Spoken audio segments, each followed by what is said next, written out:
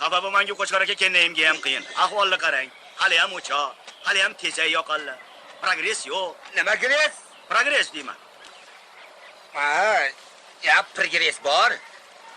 Mana masalan, ilgari tezay yoqilardi. Endi tezayni salarga bulab yoqyapmiz. Yaxshi yo'layapti. Sal ovqatdan hidi keladi, yesa bo'ladi. O'rganib qolar odam. Qishloqda hali ham turmush darajasi pastda. Juda past. Past degin. Shukr. Ja, senlarniki balandmi?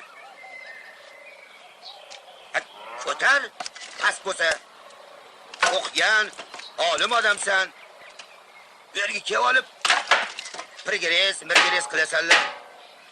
Bitta paxta teradigan mashinani eplasalar bo'lmaydi bundan ko'ra. Vaqt kelib eplaymiz, sam o'ylayapmiz.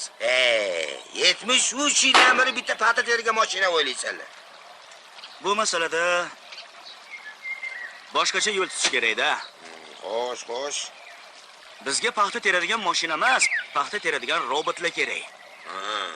Tashqi ko'rinishi, xatti-harakati, gap-so'zi xuddi odamga o'xshagan bo'lish kerak. Hozirgi mashinalaringiz odamga estetik zavq bermaydi. Traktorda. Temir. Robot degani-chi? Ketib o'rgan ayol shaklida bo'ladi. Bu ayol sifat robotlari edi. Ishdagi qatti, garajda yotadimi? Buni ahamiyati yo'q, Qo'chqor aka. Muhimi, buyruqni bajarsa bo'ldi. Hamma paxta terimiga degandan keyin nimaiki ishi bo'lsa, hammasini tashab paxta dalasiga chiqib ketaveradi.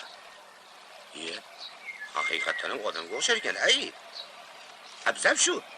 Paxta terimiga degan gapni eshitishimiz bilan dalaga chiqib keturamiz. Bolalar o'qishini tashiydi. Ayollar emizuli bolasini. Ana shuning uchun bizga mana shunaqangi robotlar kerak. Qo'chqor aka, yordam berib yuboring. Bu robot degani kunduzi demaydi, kechasi demaydi, sovuqda ham, issiqda ham ishlayveradi. Biz ham shunaqa. Sovuq demaymiz, issiq demaymiz, ishlayveramiz. Ishlagan ishlarkan-da uka. Lekin siz odamsiz. Bu robot. Tushunyapsizmi?